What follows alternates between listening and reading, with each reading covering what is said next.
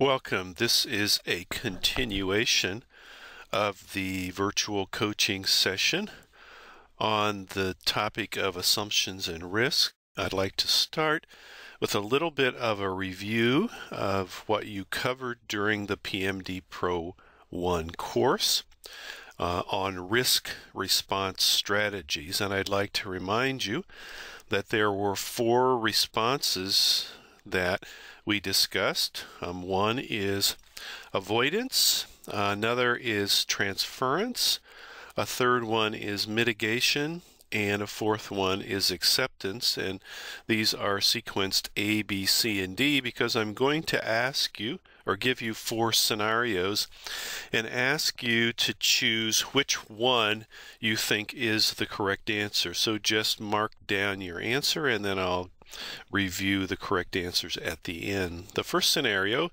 since the local health authority often lost electrical power for extended periods, an NGO vaccine project gave them a backup generator.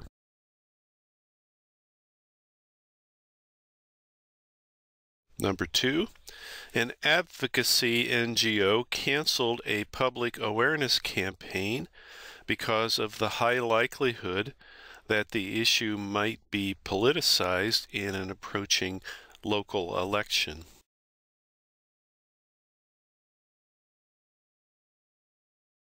Number 3, even though heavy rains were making roads to an isolated village almost totally impassable, the food team started the journey anyway.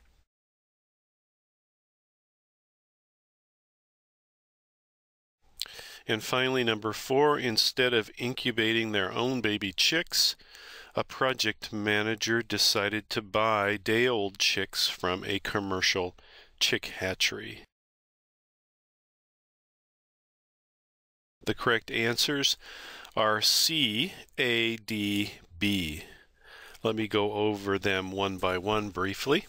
The first one, since the local health authority often lost electrical power for extended periods of time, an NGO vaccine project gave them a backup generator. So this is mitigation because they are trying to compensate or to be able to continue functioning by using a backup generator during the time that the electrical power is out, so they're mitigating the risk.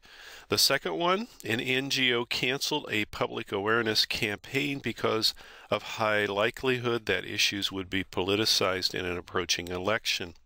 So they basically are choosing to deal with the risk by avoidance, by totally avoiding it, so they canceled the campaign.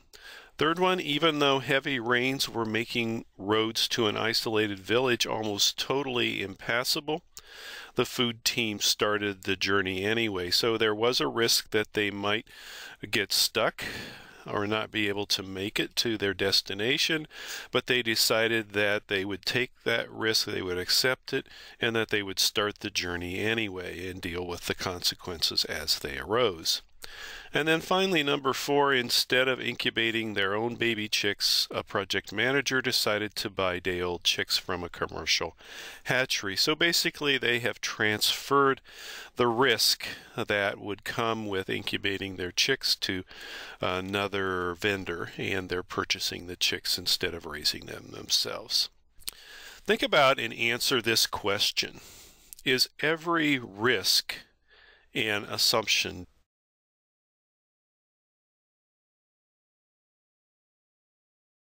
The answer is no. Not all of the risk can be anticipated during the identification and design phase. Some risk will not have existed at the time that the proposal was being written.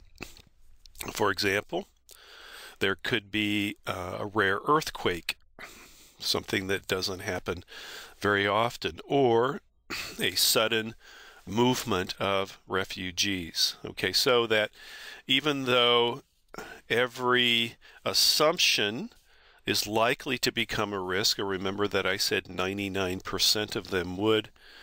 Not every risk would have been an assumption. What are the main risks that you face in your projects?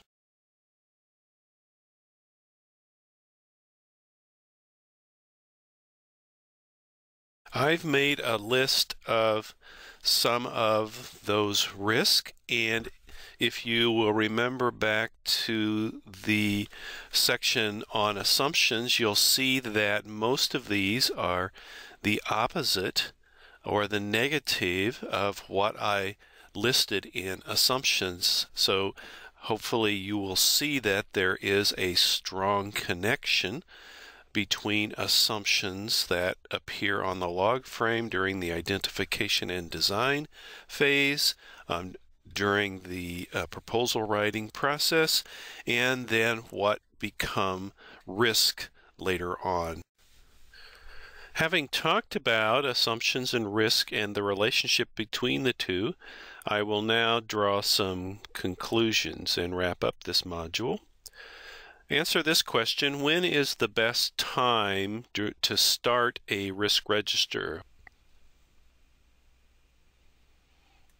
I hope most of you got this correct, that project setup or initiation phase is where you will start the risk register as part of the project charter.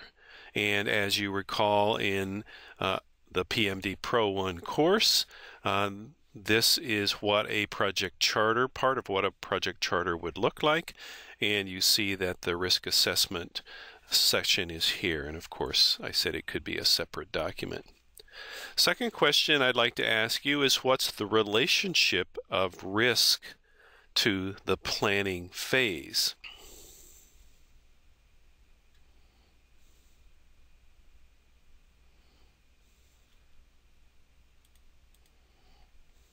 And you'll see that I've already put the answer on the screen here, so I hope you've included something about the work breakdown structure.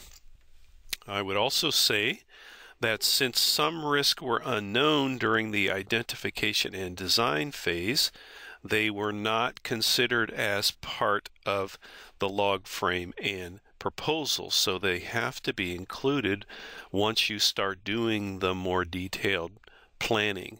Secondly, management of risk need to be assigned to specific individuals for management. Remember that when the proposal was written, there was not a commitment for funding, and the team, even the project manager, might not have been identified. So at the time that you're doing the detailed project planning, the team is available to identify some risks that weren't anticipated earlier. And then finally, the work associated with management of risk must be detailed as part of the work breakdown structure. So remember, a work breakdown structure is detailing all the work to be done, including the management of risk. So risk might add more detail to the work breakdown structure or activity definition. What would you do in the work breakdown structure to plan for these risks? And give me a couple of specific examples. Risk number one is local suppliers might sharply increase their prices for project building supplies. Risk number two is donor funding could be reduced mid-project because of worsening global conditions.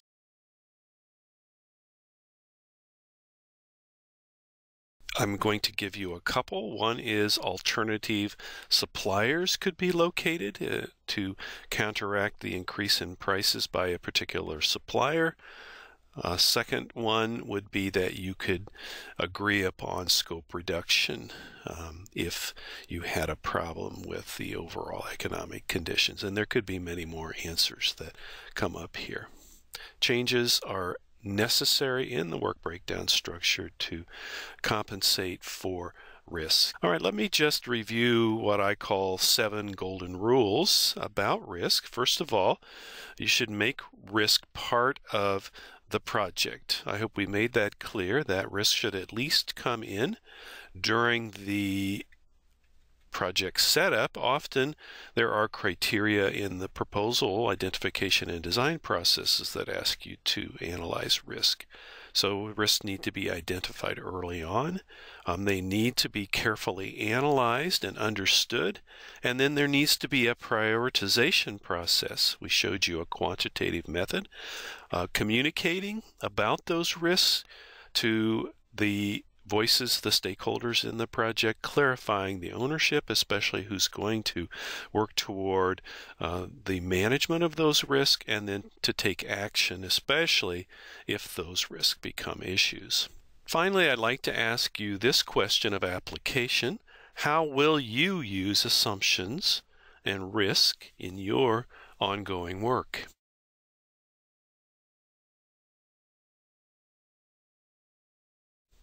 I hope that you included at least a few of these that I've got up on the screen now, that you're making sure all of the assumptions from the log frame are converted into risk for active management, that you're preparing and regularly updating the risk register, that you're assigning individuals to be accountable for managing their assigned risk, that you're including both the indirect and direct work of managing the risk as part of the WBS and other scheduling tools. Remember, we emphasized that during the PMDPro1 course that often the indirect work, the management of money, the acquisition and distribution of supplies, security, many of those indirect types of things are not well detailed. And then finally, trying to keep risks on the risk register, not letting them jump to the issues log. That's the main purpose.